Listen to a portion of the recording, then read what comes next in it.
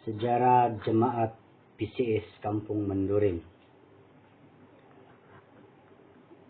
Jemaat saya bernama Jemaat PCS Kampung Menduring. Ya, terletak di kawasan Kaunibungan di daerah Pitas.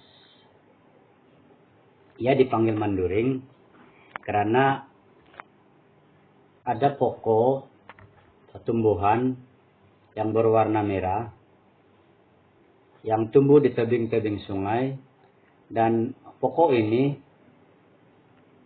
dipanggil Menduring oleh penduduk yang terawal di kampung saya sekitar tahun 1940-an.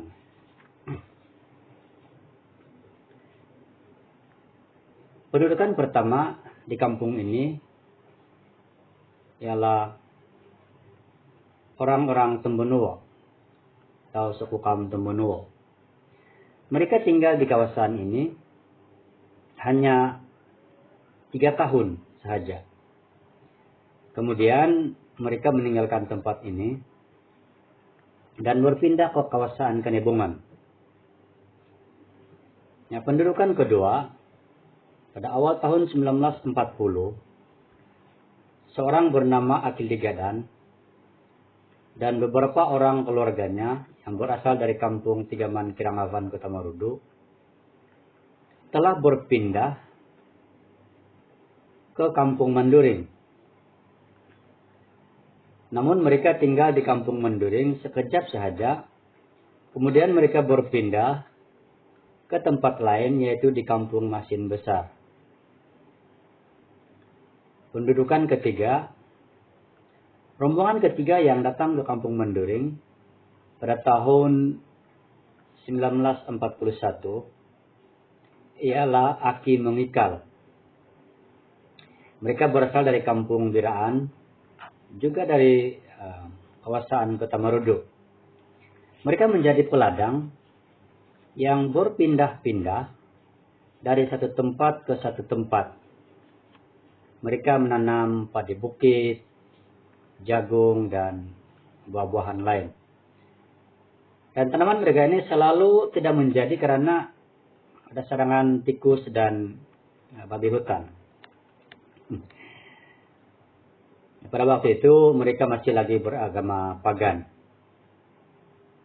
Nah, di Rumah Panjang di kampung Menduring pada waktu itu tidak pernah ada orang dari kerajaan yang datang melawat.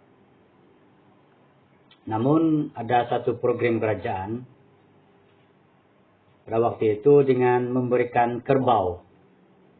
Setiap keluarga diberikan seekor kerbau. Untuk satu keluarga lah. Kegunaan dia lah untuk kegunaan pertanian, khususnya membajak sawah padi pada waktu itu. Program ini dilaksanakan oleh Encik Indru Matakim, yaitu pegawai pertanian daerah Kudat pada waktu itu. Selepas itu, pada tahun 1962, bermulanya gerakan membuat kad pengenalan kepada penduduk-penduduk kampung lah pada waktu itu. Termasuklah di kampung Menduring pada waktu itu. Dan oleh karena tidak mencukupi kaki tangan ataupun kerani pendaftaran dari Kudat, maka pegawai pendaftaran menggunakan pelajar asrama PCS di Batu Doa di Kudat untuk membantu pendaftaran di kawasan Kanebungan. Antara mereka yang terlibat ialah Encik John Kastum dan Encik Albert Menangku. Nah, setelah mereka kembali dari asrama PCS di Batu Doa di Kudat, dari tugas mendaftar dan pengenalan orang-orang kampung di kawasan daerah Kanebungan dan daerah Pitas pada waktu itu, mereka memberitahu para misioneri di Kudat. Mereka memberitahu di ibu pejabat PCS di Batu Doa pada waktu itu bahwa ada ramai orang memegun di kawasan daerah Pitas. Ini mereka melaporkan apa yang mereka dapat lihat dan dapat perhatikan pada waktu itu. Kemudian bila para misionari mendengar berita ini, mereka mengutus para penginjil yang sedang belajar Alkitab dan sedang belajar penggembalaan atau penginjilan yang diadakan di Sikoti pada waktu itu untuk menginjil di kawasan Kanibungan serta di seluruh daerah Pitas. Dia pada bulan Februari pada tahun 1964, 3 orang penginjil dihantar ke daerah Pitas. Mereka ialah penginjil Mohegan, penginjil Ringkuzan, dan penginjil Osingke. Mereka menginjil di seluruh kawasan daerah Pitas, di Kanibungan, dan sampailah di kampung saya sendiri, yaitu di kampung Menduring. Nah, setelah mereka kembali dari penginjilan di kawasan daerah Pitas, pendeta Otto Delga Mendiang yang berasal dari Switzerland telah membuat lawatan susulan di tempat-tempat yang diinjili oleh 3 orang penginjil tersebut. Nah, melalui lawatan susulan pendeta Delga ini, maka Gereja PCS Pusat telah menghantar seorang penginjil tetap di kawasan di daerah Pitas, serta kawasan Kanibungan, yaitu Encik Osuman. Dan beliau ini berbangsa Jawa. Nah, rumah pertama yang didatangi oleh penginjil Osuman di kampung Menduring ialah rumah Aki Majanggun dan rumah Aki Rinantasan. Pada waktu itu mereka masih tinggal di rumah Panjang Rungsela pada waktu itu. Kemudian pada tahun 1965, kedua keluarga ini memeluk Kristen dan merupakan keluarga Kristen yang pertama di kampung Menduring, yang pada masa ini dikenal sebagai Jemaah PCS Kampung Menduring, Paroki Kanibungan. Pertumbuhan anggota peringkat awal dapat diperhatikan pada tahun 1965 hingga tahun 1974. Mana ada pertambahan anggota sehingga mencapai 18 keluarga yang memeluk agama Kristen. Walaupun ada usaha untuk menarik kembali mereka ke agama lama, yaitu agama pagan. Namun mereka dapat bertahan pada waktu itu. Ada masa kembalinya merusut kekristenan di kampung Menduring. Para misionari dari Eropa waktu itu telah diusir keluar dari Sabah oleh kerajaan Usna pada tahun 1970-an. Disebabkan keadaan ini, maka tiada penginjil sendiri yang menginjil atau menjaga orang-orang Kristen baru, khususnya di kampung Menduring. Selain daripada faktor di atas, faktor lain yaitu kemerusutan kekristenan di kampung saya ialah ramai orang pagan yang menarik kembali orang-orang Kristen baru ini ke agama lama mereka. Akhirnya mereka berjaya untuk menarik sebahagian daripada Kristen baru ini. Terjadi hilangnya anggota Kristen secara total di kampung Menduring pada tahun 1973. Di mana pada waktu itu berlaku kemarau yang sangat dahsyat, sehingga semua tanaman penduduk kampung di ladang tidak menjadi. Kemudian disusuli pada tahun berikutnya, yaitu tahun 1974, juga berlaku bencana yang sangat dahsyat. Padi dan semua tanaman habis dimakan oleh hama tikus dan oleh babi hutan. Dan penduduk kampung mengalami kesukaran untuk mendapatkan makanan. Nah, dengan keadaan ini, mendorong Aki Mangasas, ketua gereja pertama di kampung Menduring, untuk lari dari masalah itu dengan mencari tempat perkampungan baru. Ia mengambil keputusan untuk berpindah ke Kampung Sabur di Pulau Banggi. Dan semua keluarga Kristen baru ini mengikuti beliau berpindah ke Pulau Banggi. Ini terjadi pada bulan Jun 1975. Pada masa itu, tiada sudah orang Kristen di Kampung Menduring. Dan kebaktian hilang sama sekali. Dengan kata yang lain, tidak ada sudah tapak Kristen di Kampung Menduring pada waktu itu setelah mereka berpindah ke Pulau Banggi. Namun, dengan kuasa Tuhan, ada era pemulihan Kristen di Kampung Menduring. Setelah perpindahan kota gereja ke Pulau Banggi, mereka terus mengamalkan cara hidup Kristen di Pulau Banggi. Dari tahun 1975 hingga tahun 1978, selama 4 tahun tiada orang Kristen atau kebaktian di Kampung Menduring. Kemudian penghujung tahun 1978, seorang Kristen yang bernama Encik Marabang, beliau berasal dari Kampung Pinampadan di Paitan, di daerah Buluran. Dia berkahwin dengan seorang gadis di Kampung Menduring pada waktu itu.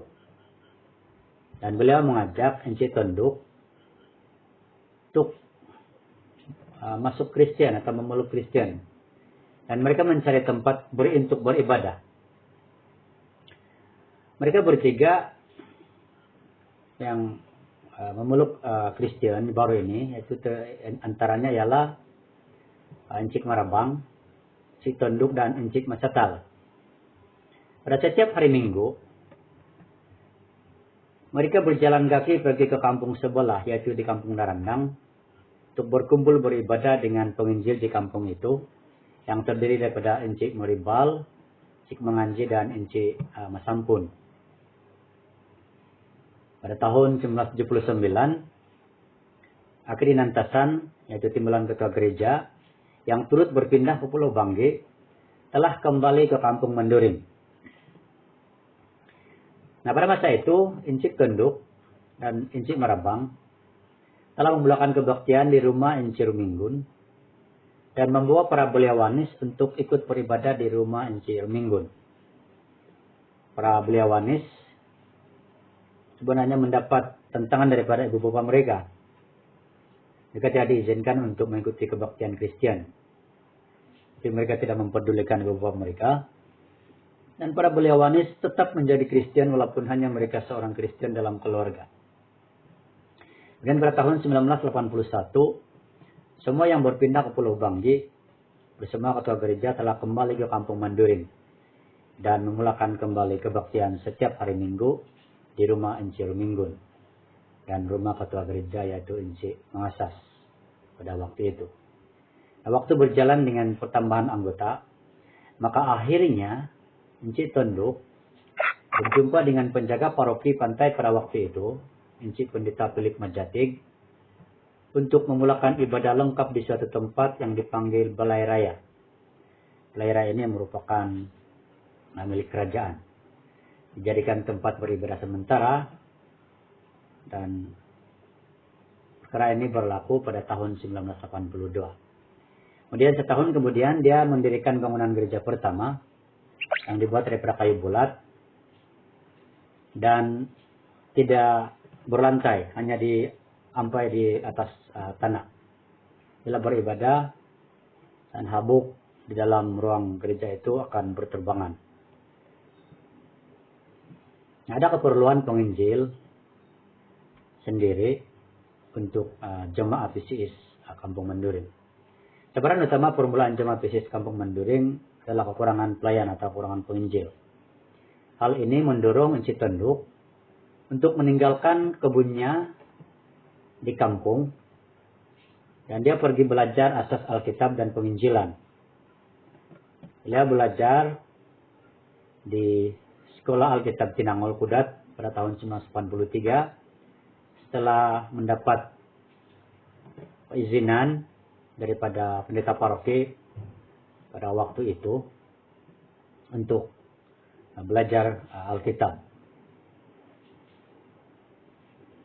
Kemudian beliau kembali ke Kampung Menduring setelah menghabiskan atau menamatkan pengajian 2 tahun di Sekolah Alkitab Tinangol dan memulakan pelayanan penginjilan di kalangan penduduk kampung serta para beliawanis, termasuk saya sendiri. Ada pengorbanan dan ada usaha pelayanan teologi. Tahun berikutnya, yaitu pada tahun 1985, atas dorongan beliau, yaitu saudara Encik Tonduk, maka seramai 5 orang anggota jemaah berkorban untuk meninggalkan kebun, ladang, dan rumah mereka untuk belajar di Sekolah Alkitab Tinangol atau SAT, disebut SAT pada waktu itu. Mereka adalah penginjil Henry, sudah berkeluarga, penginjil Muhanis, sudah berkeluarga, dan Belea yang terdiri daripada Jonia dan Rusiye. Nah, setelah mereka tamat di sekolah berkenaan dengan pelbagai karunia, maka mereka membantu pelayanan di jemaah sendiri dan juga di peringkat paroki. Setelah itu, pimpinan jemaah PCS Kampung Menduring terus menambah pelayan atau penginjilnya dengan menghantar para belia yang dikenal pasti ada kerinduan dalam pelayanan.